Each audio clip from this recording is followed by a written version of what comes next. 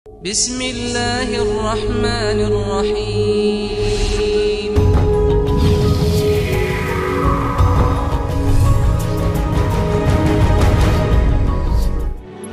Құран зинақорлыққа қарсы.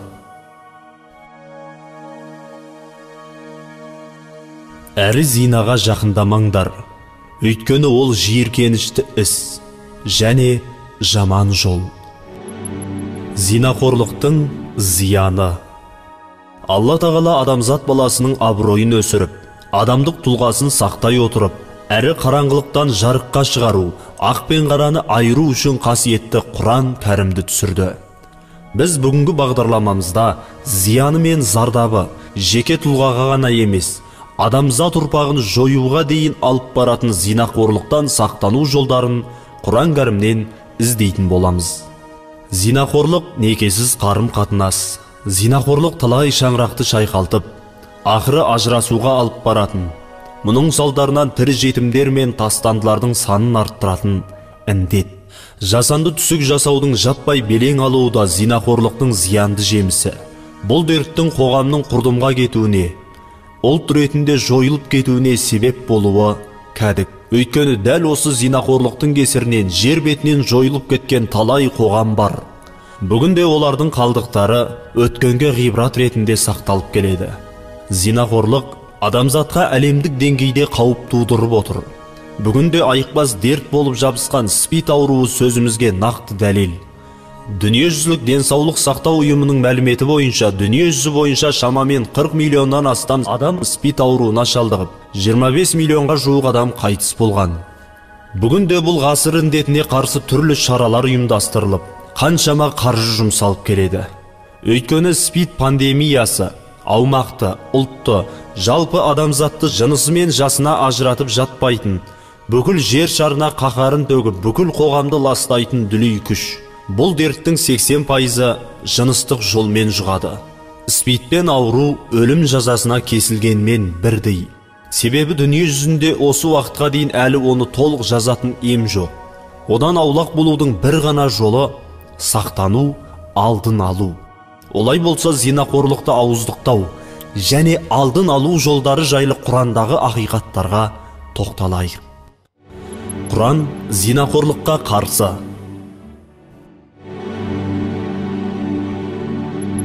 Әрі зинаға жақындамаңдар, өйткені ол жиіркенішті іс және жаман жол. Алла зинаға жақындамаңдар деу арқылы арсыз үлкен күнәні жасау былай тұрсын, оған жақындамауды, тіпті оған апаратын кез келген әрекеттен бойды аулақ ұстауды бұйырады. Аятта зинаның жиіркенішті іс және жаман жол екендігін баяндап өткен. Ал Құран кәрімнің келесі бір аятында жиіркенішті істі ашық та, жасырын да істеуден былай тыйған. Жиіркенішті істерге және оның ашық та, жасырын да түріне жақындамаңдар. Құран кәрім жамандықтың кезек алып, өршігенін күтпей, алдын алу шараларын көрсетеді. Ендеше сол негіздерге бірге назар аударайық. Ерлерді сақтандыру. Ауырып ем іздегенше ауырмайтын жол ізде демекші, зинақорлық дертіне ұрынудан бұрын оған алып баратын жолдардың есігін жабу керек. Зинақорлықтың басы сұқтанып қараудан басталады. Көз адам жанына сәуле беруші нұр ғана емес, ол өмірдің өткір таразысы. Тілді сөйлететін, ғайбат пен өсекке ұстап беретін, аяқты шалыс бастыратында бірінші көз. Оның шыны артындағы сиқырына алданбау керек. Осы жерде Хакім Абайдың көзімнің қарасы, көңілімнің санасы дегенін ойласақ, көздің көңілмен байланысын ашық ұғынамыз. Сондықтан көз қарашығын қара ниеттен, ашық шашықтан, арсыз күнәдан сақтаған дұрыс. Көзбен үнемі жақсылық іздеп, одан қалмауы, талмауы тиіс. Көздің осыншалықты күшін жаратушыдан артық ешкімде біле алмаса керек. Сондықтан көзді де, көңілді де жаратқан Алла көзді кез келген нәрсеге қараудан сақтандырған. Ей Мұхаммед, иманды ер кісілерге айт, көздерін өзге әйелдерге, тыйым салынған нәрселерге қараудан қорғап, төмен қаратсын, және әуреттерін шариғат тыйған барлық іс-әрекеттерден қорғасын. Бұл олар үшін тазасы. Ақиқатында Алла олардың не істеп жатқандарынан хабардар. Көз көргенін лезде сезімге жеткізеді. Баз біреулер қарсысындағыны көзімен сүзіп, тіміскілеп, қарап отырып күнәға батады. Жария мен жасырын барлық нәрсені білуші Алла рұқсат етілмеген жерге қараушы көздер жайлы былай баяндайды. Ол көздердің қиянатын және көкіректегі құпияны біледі.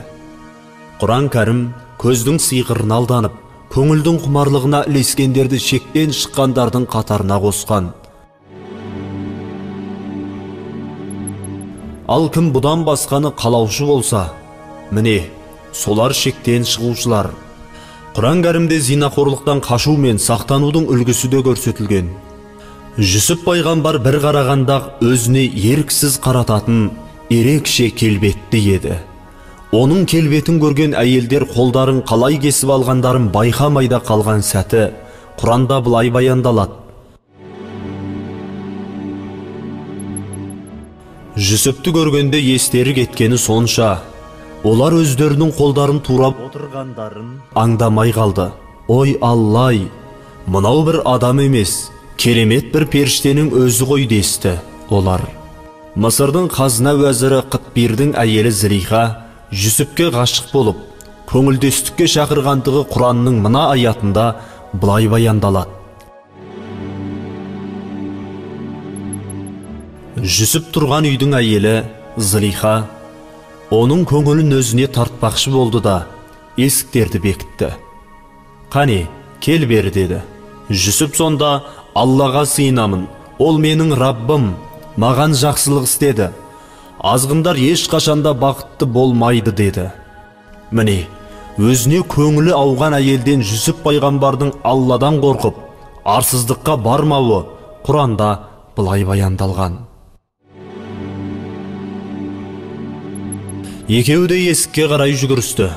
Бірі қашып, бірі қуып. Әйел Жүсіпті көйлегінен тартып қалып, арқасын жыртып жіберді. Жүсіп пайғамбар өткінші ләззатты иманына айырбастамай, Алладан қорқып, зинақорлықтан қашты. Жүсіптің өмірі бүгінгі күні ақиқаттың емес, құмарлығына құл болғандарға таптырмас үлгі. Әйелдерді сақтандыру, көзді төмен түсіру азғыруға ермеуге, және әйелдің көркіне қарап, қызығу сезіміне берілмеуге көмектеседі. Осы арқылы азғыру мен күнәнің есігі жабылады. Көзді төмен түсіріп, харамнан тыйылу арқылы ғана иманның ләззатын сезе аламыз. Алла тағала еркектермен қатар көзін сақтауды әйелдерге де бұйырды.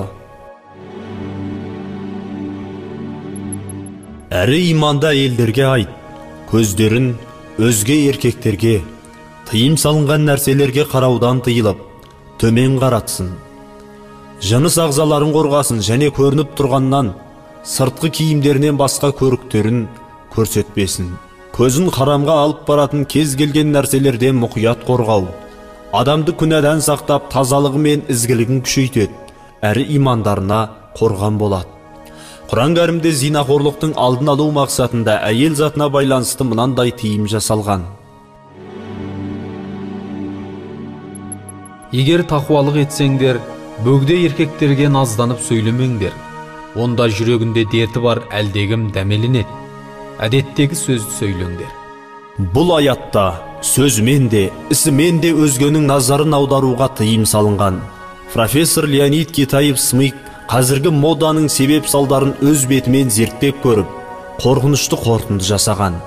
Әйелді жаппай жалаңаштау адамзатты азғындыққа итермелеп, түбі апатқа ұшыратады. Ол зерттеуі жайлы былай тарқатып берді. Соңғы 10 жылда сән әлемі әйел денесінің әуретін көрсетіп, оны жаппай жалаңаштап жатыр. Кіндігі мен қарнын көрсетіп жүру қалыпты жайтқа айналып барады. Денесіне жабысқан джинсы кию сәнге айналды. Мен бұларға дәрігер физиолог ретінде көз саламын. Бұл ең алдымен әйелдердің өздеріне қауіпті. Себебі мұндай жеңіл жүрістің соңы ауруға алып келеді. Ол еркектің нәпсісін оятады. қалада өмір сүретіндер күніне осындай 100-200 әйелге сұқтанып қарайды екен. Осыдан кейін кез келген еркекте құмарту сезімі пайда болады. Іске аспаған құмарлық сезімі қандағы андрогеннің көлемін көбейтеді. Бұл түбі әр түрлі ауруларға алып келеді. Өйткені ол адамды іштей жегідей жейді. Осыдан кейін дені сау ер азамат өз басына сау жерден сақина тауып алады. Сән әлеміндегі еркектің нәпсісін қоздыратын құбылыстардың барлығы жаппай құмарлықтың қозуына түрткі болады. Осының кесірінен елеусіз қалған адам ағзасы өзін іштей күйзеліске түсіреді. Соңғы 10 жылда Европа мен Америкадағы ер азаматтар қуық бездерінің қабынуы мен рак сияқты ауруларға жаппай шалдығып жатыр. Қазір әлемдегі еркектердің тең жартысынан аденома табылып отыр. Ал ақштағы патолог анатомдар еркектердің 80%-нан осы дерттің белгілерін анықтады. Олардың көбі ауруының асқынған шағына жетпей қайтыс болған екен. Бір қызығы мұсылман елдеріндегі ер адамдар арасындағы онкологияда мүлде өсім жоқ. Құран кәрімнің келесі бір аятында мүмин әйелдерді ерлердің құмарлықтарын арттыратындай үлгіде киінбеуге шақырып, былай бұйырған: Ей пайғамбар, жұбайларыңа, қыздарыңа және мұсылмандардың әйелдеріне айт, денелерін жамылғылармен жауып алсын. Бұл олардың танылуларына, сондай-ақ кейтілмеулеріне жақынырақ. Алла тағала аса жарылқаушы, тым мейірімді. Сондықтан да көз тартатындай ашық-шашық киіну құмарлыққа, соңынан зинаға алып баруы мүмкін. Сондай-ақ Алла Құранда арлы мұсылман әйелдердің абыройын сақтайтындығы айтылады. Мұсылман әйелдерге Мәрия анамызды үлгі тұтуға шақырды. Имранның қызы Мәрия құлшылық жасап, аса ұлы Алладан қорқып, тақуалық етіп сақтанды, әрі ар абыройын жоғары ұстады. Бұл жайлы Құранда былай баяндалады: Имран қызы Мәриямды мысал көрсетті. Ол өз ар намысын қорғаған. Зинақорлықтан сақтану жолы. Дініміз зинақорлық індетінің алдын алу үшін мұсылман баласына үйленуді бұйырады. Яғни ақ некемен отбасын құруға әмір етеді. Адал жолмен отбасы құрып, перзент сүйіп, шаңырақ көтеру арқылы мұсылман адам ар намысын сақтай алады. Жасы келген азамат әлеуметтік жағдайға байланысты уақытысында отбасы құралмаса, арын таза ұстап жүруі тиіс. Ал мүмкіндік туындай қалғанда үйленуге асығуы керек. Әрі араларыңдағы некеге тұрмағандарды және құлдарың мен күңдеріңнің түзулерін үйлендіріңдер. Егер олар кедей болса, Алла оларды өз кеңшілігімен байтады. Алла мейірімі кең, бәрін білуші. Үйленуге қаражаты жетпеген жастардың күнәға бой алдырмаулары үшін Пайғамбарымыз саллаллаху алейхи уәсәлләмнен мынандай насихат айтылған: Уа жастар, араларыңыздан үйленуге жағдайлары барлары үйленсін. Үйлену көзді харамнан, бойды күнәдан сақтайды. Үйленуге жағдайы келмегендер ораза ұстасын. Себебі ораза ол үшін қалқан деп өсиет еткен. Әрі Алла өз кеңшілігімен байтқанға дейін үйленуге мүмкіндік табалмағандар күнәдан тыйылып, өздерін ұстасын. Мұсылмандардың сипаты. Ғылымның атасы саналатын қасиетті кітап Құран кәрімде бойын харам істерден аулақ ұстап, түрлі жамандық атаулыдан тыйылған мұсылмандар туралы төмендегідей сипаттама берілген. Әрі олар дүниелерін жұмсағандарында ысырап та қылмай, және сараңдықта етпей, осының арасында тура болатындар. Және олар Алламен қатар басқа құдайға жалбарынбайтындар. Алла өлтіруге тыйым салған жанды өлтірмейтіндер. Тек заңды түрде болмаса, әрі зина жасамайтындар. Ал мұны істеген қайтарым жазасын алады. Мүминдер, егер адам баласы күнәсіне өкініп, тәубеге келсе, Алла кешіретінін біледі. Тақуалар, егер бір күнә істеп қойса, бірден тәубеге келіп, Алладан кешірім тілеп жалбарынады. Бұған Құранның мына бір аяты дәлел. Әрі олар жиіркенішті іс, үлкен күнә жасаса, немесе өздеріне әділетсіздік етсе, Алланы естерін алып, күнәлары үшін кешірім тілейтіндер. Күнәларды Алладан басқа кім кешіреді? Әрі олар істегендерін қасарысып жалғастыра бермейді. Және олар біледі. Зинақорлықтың жазасы.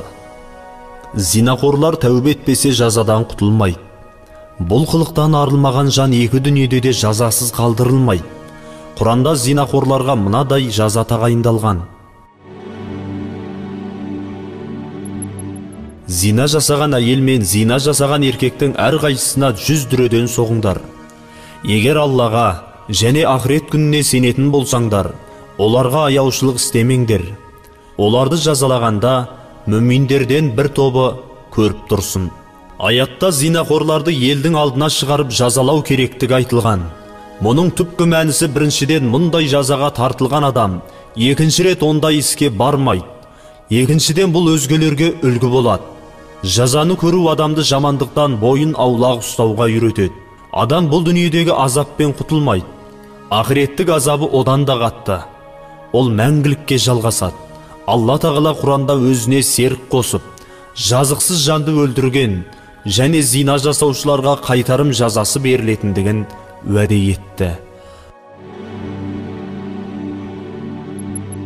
Оған қайта тірілу күні азап бірнеше есе арттырылады. Әрі ол онда қор болып, мәңгілік қалады. Кім Алланың шектерінен, тыйымдарынан аттаса, шын мәнінде өзіне өзі әділетсіздік етеді. Құран бір жыныстылардың некелесуіне тыйым салады. Зинақорлықтың тағы бір белең алған түрі бір жыныстық неке. Әлемде демократияны желеу етіп, аталған індетті заңдастырып жатқан мемлекеттер бар.